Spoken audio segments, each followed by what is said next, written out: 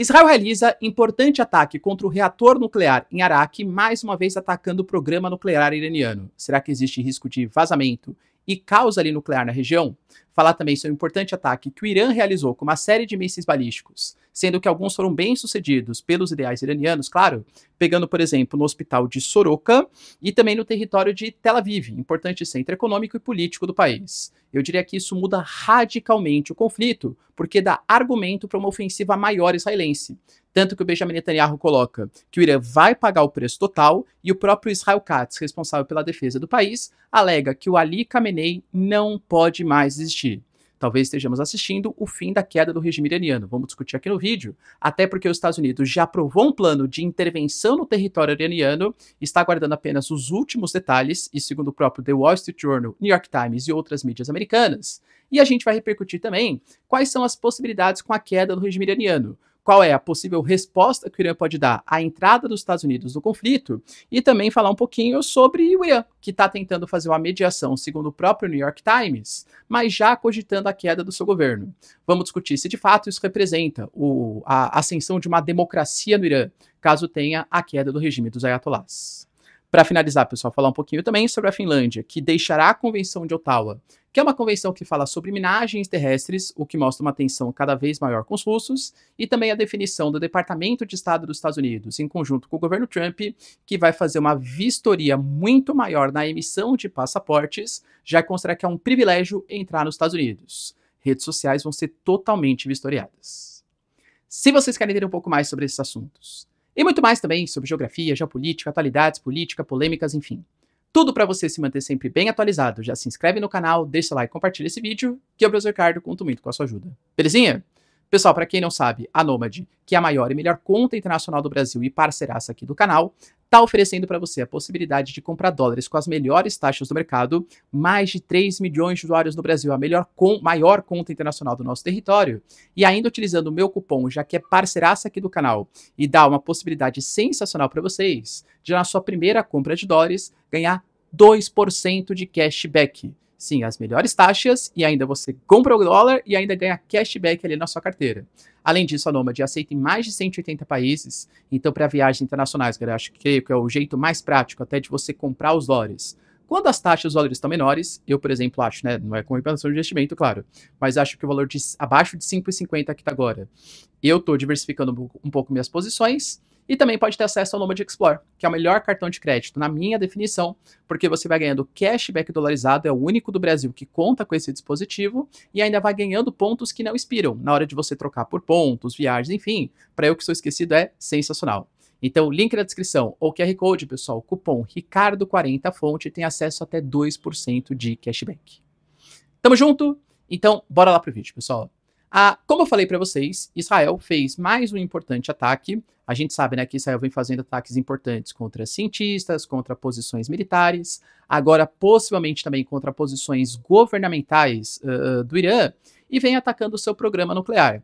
Embora a gente saiba que em algumas regiões a profundidade é muito grande e precise do bombardeiro dos Estados Unidos para disparar ali as bombas anti-bunker, existem outros que não. Que é o caso, por exemplo, do reator em Arak, que foi atacado pelo território de Israel. Só que a própria AIA já recomenda, que é a agência da ONU especializada em questões nucleares, que reatores nucleares não podem ser atacados por motivos óbvios, que é a possibilidade de risco de vazamento nuclear. Claro, em Arak, Israel alega, e o Irã também alegou, tá, que não há maiores problemas, porque era uma usina que estava desativada, ou seja, que não estava mais, né, produzindo, enfim, enriquecendo urânio, então não havia maiores riscos de vazamentos. Mas é mais um dos capítulos, vamos colocar assim, dos objetivos de Israel, que é acabar com o programa nuclear iraniano. Só que o Irã, ele também atacou o território israelense.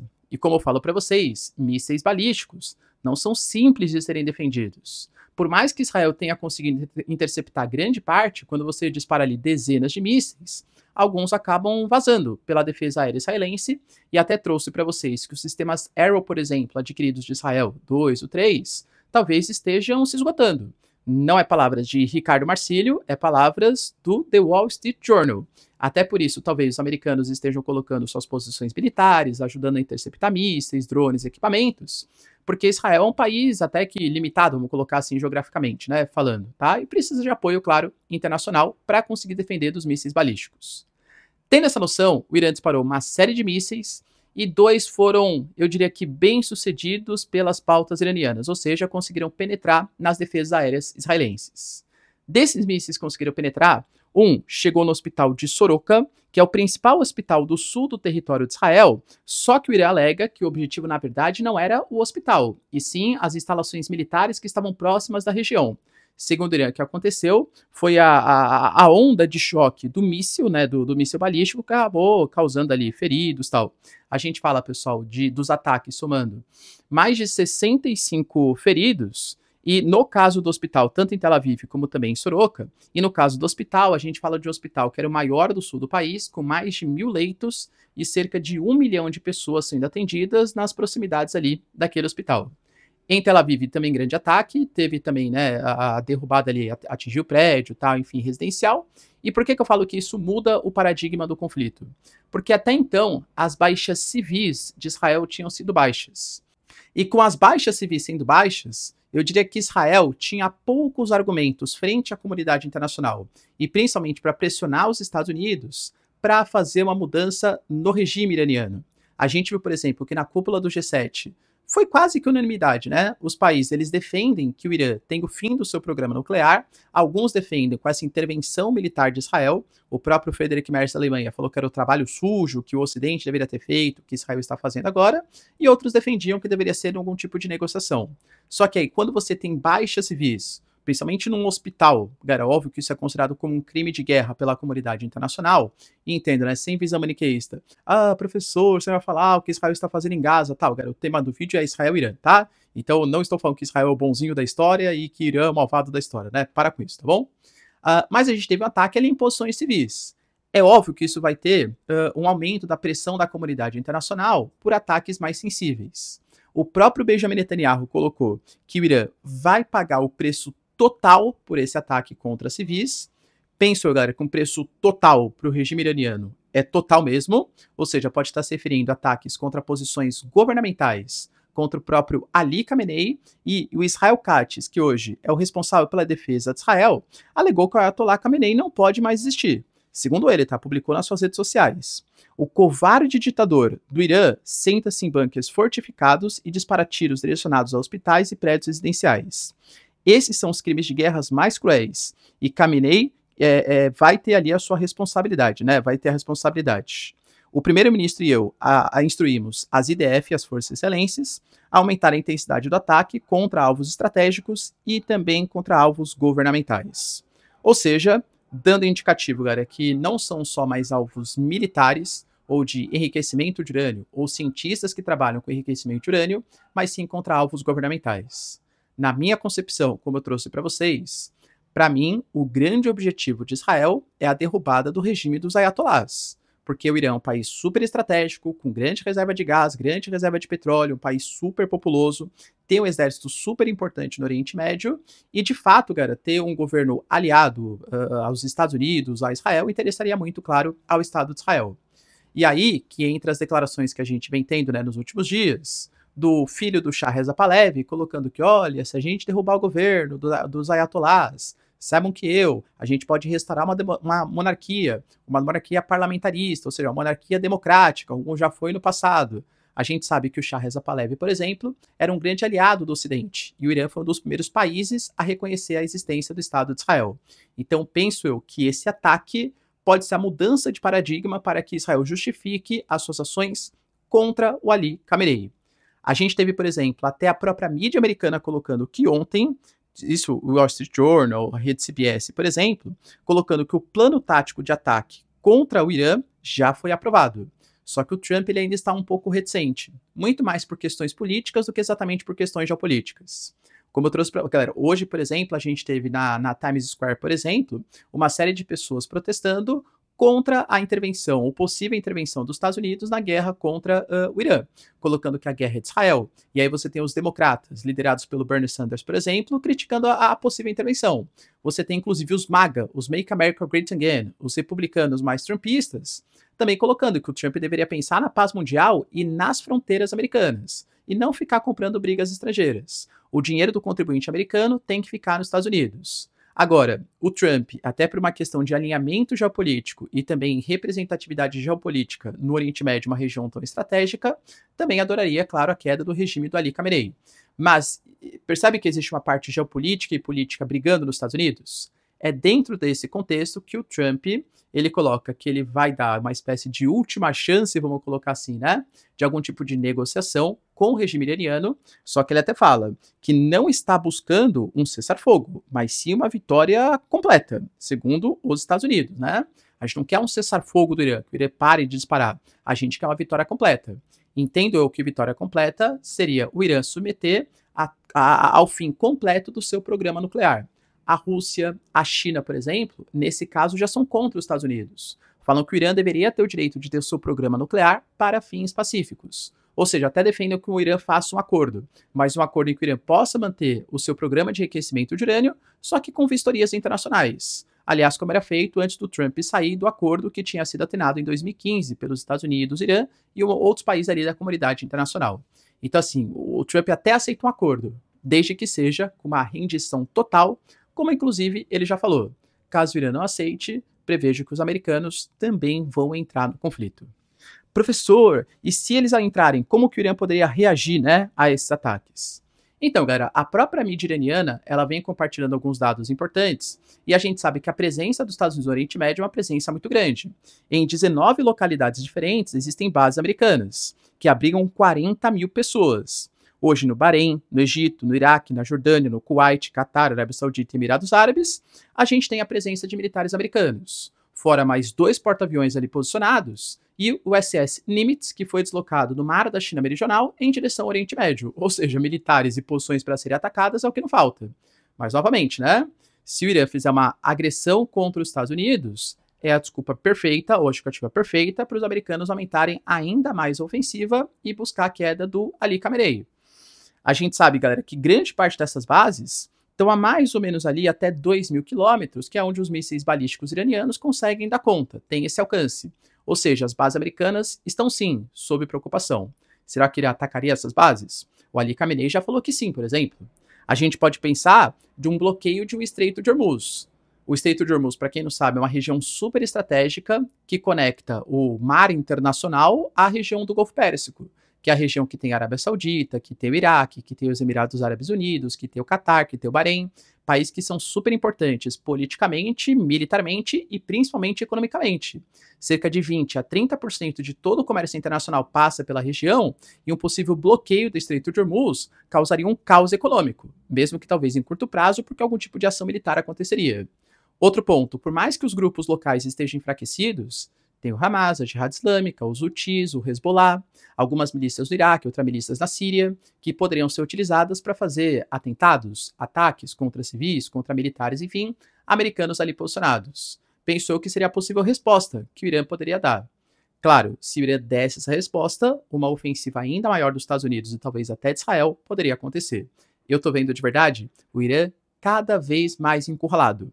E até por isso o New York Times, ele coloca que o Irã já aceitou fazer um encontro, uma negociação com o governo Trump, só que, novamente, não sei se eles aceitariam abrir mão completamente do seu programa nuclear. Mas o encontro, segundo o Irã, já foi até buscado, né? O Irã buscou fazer esse encontro. O Trump, que espera algum tipo de mediação antes de fazer o ataque, vai querer talvez escutar os conselhos ou as orientações, né? Enfim, o que o Irã tem para falar. Se não for a rendição completa e o fim do programa nuclear, penso que o destino do Ayatollah Khamenei não é muito positivo para ele. Professor, e se a gente tiver a queda, por exemplo, do Ayatollah Khamenei? O que isso vai significar, por exemplo, para a política iraniana? A gente pode ter a ascensão de uma democracia? De verdade, galera, a queda de um governo que está, querendo ou não, com seus benefícios, malefícios, penso eu que para a questão dos direitos humanos, muito mais malefícios do que benefícios, né? A gente já discutiu aqui no vídeo. Que Irã é um país muito complicado no que se refere à questão dos direitos humanos, teve a morte da Mahsa Amini, perseguição contra a oposição, a polícia da moral e dos bons costumes. O Irã é um país que não concede liberdade ali para minorias, tá? Mas, de novo, não que isso... beleza, então tem que ter uma intervenção estrangeira para derrubar o governo. Pô, uma intervenção estrangeira, o fim da soberania é uma coisa muito séria, né? Muito séria mesmo. Se a gente tivesse a queda do regime iraniano por forças estrangeiras, vamos tentar pegar similaridades? Quando os Estados Unidos vêm ou membros da OTAN ou aliados dos Estados Unidos e fazem a queda do regime do governo, né, a queda do regime ali que governa o país, a gente pode pensar em exemplos como, por exemplo, na Líbia. A Líbia teve atuação estrangeira, a queda do Muammar Gaddafi, que também não era, né, exatamente o bonzinho da história, mas a Líbia acabou entrando em um momento de guerra civil, com grupos extremistas islâmicos tomando conta do país. Essa ação dos americanos de fazer uma intervenção estrangeira e querer colocar o seu governo, o seu exército, a sua milícia, a sua organização financeira, é o que a gente chama em ciências humanas, né, de geral, de state building. Ou seja, os Estados Unidos vão lá, tiram todo o modelo governamental que existe naquele país e colocam as suas instituições. Nós brasileiros, por exemplo, estamos acostumados com o modelo de democracia liberal ocidental. Então, é muito mais similar ao modelo de governo americano. Entendam vocês que quando vem uma potência estrangeira, muda o regime de governo, o regime econômico e impõe de maneira externa algo para a população, em geral não funciona. Porque, em geral, é uma população que define o seu governo, não o governo que define a população. Então a gente tem, por exemplo, ainda mais esses países que são cheios de milícias, governos paralelos, um caos instalado no país. Seja na Líbia, no Afeganistão, por exemplo, quando os americanos interviram ali em 2001 e tiraram o Talibã, o que aconteceu? O Talibã se refugiou nas montanhas, os Estados Unidos tentou colocar um presidente que era muito mais conhecido como prefeito de Cabul, porque ali ele era reconhecido, mas no Afeganistão como um todo não. E quando os americanos tiraram as tropas, nossa, que surpresa, o que aconteceu? O Talibã reconquistou o país. Por quê? Porque ninguém via legitimidade e representatividade naquele exército estrangeiro, exército de mercenários, naquele governo colocado no país.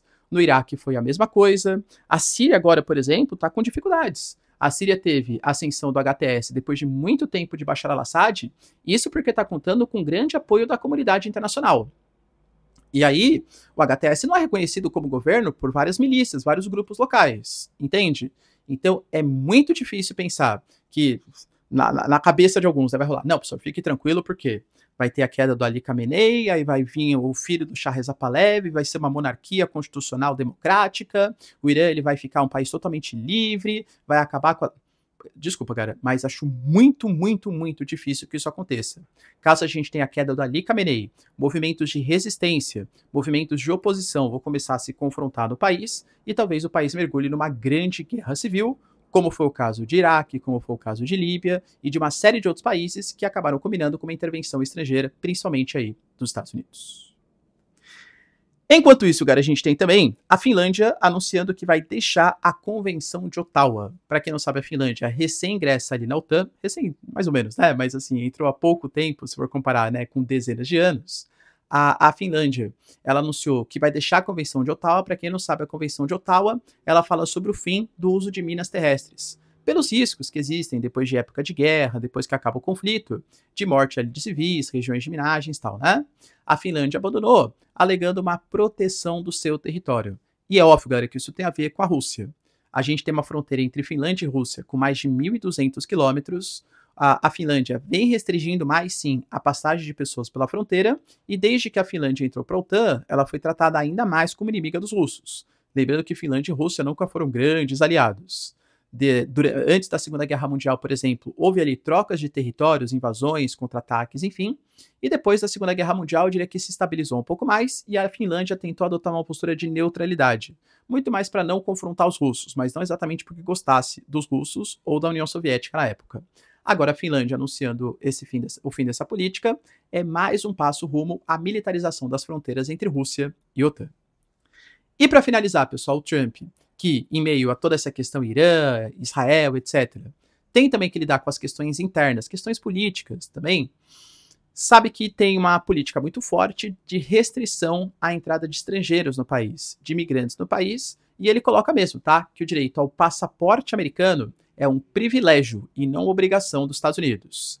Eu creio que essa visão é um pouco errada, porque grande parte dos recursos que os Estados Unidos geram é justamente essa visão, né, de turismo, por exemplo, dos Estados Unidos, seja o turismo de negócios, seja o turismo de lazer. o sonho de grande parte, não só dos brasileiros, mas de vários países do mundo, é conhecer, seja Las Vegas, seja Disney, seja Nova York, seja o interior dos Estados Unidos, seja Texas, por exemplo, região de Dallas. Então, são todas cidades muito importantes e que fazem parte não só de receber dinheiro, mas também do soft power, dessa influência americana de mostrar para o mundo que os Estados Unidos é um país receptivo, seja para imigrantes, seja para estrangeiros, e construir o tal do American Dream. Claro, não acho que as fronteiras têm que estar completamente abertas, mas se restringir muito a emissão de passaportes pode complicar um pouco esse American Dream, né? Esse soft power, essa influência cultural e econômica americana. Segundo o Trump agora, a emissão de passaportes vai ficar muito mais difícil porque vão ser vistoriadas as atividades em redes sociais. Então, pessoas que são politicamente expostas, que já praticaram, por exemplo, militâncias políticas, isso pode fazer com que a pessoa não consiga o passaporte para entrar nos Estados Unidos. Professor, muito fácil. Então é só a pessoa, por exemplo, acabar com as suas redes sociais. Não pode. Porque pessoas que não tenham redes sociais, o Estado americano vai considerar que, na verdade, é uma pessoa que está querendo esconder algo. Então também não vai ter concedido o passaporte. Professor, mas está certo, porque a pessoa não pode ter criticado Israel, não pode ter criticado os Estados Unidos, tal, para visitar o país. Vamos pegar, por exemplo? Vou pegar até o meu exemplo, tá? Claro que eu sou uma exceção, né? Porque não é todo mundo que é youtuber, tal, tem canal do YouTube e tal. Mas eu faço vídeos aqui, por exemplo, colocando thumbnails do Trump, do Benjamin Netanyahu, às vezes falando, por exemplo, do Irã. E aí, eu se critico uma ação israelense, por exemplo, na ofensiva em Gaza, eu vou ser proibido de ter o passaporte americano? Entende? Qual vai ser o critério exatamente objetivo? Vai ter uma minuciosa avaliação? Ou eles vão limitar bastante a entrada? Então isso pode ser prejudicial, de novo, para esse soft power, para essa influência americana. Beleza, pessoal? Deu para entender os principais acontecimentos? Se vocês curtiram o vídeo, então, ó, já deixa seu like, se inscreve no canal. Tamo junto, beijos, abraços e tchau, tchau.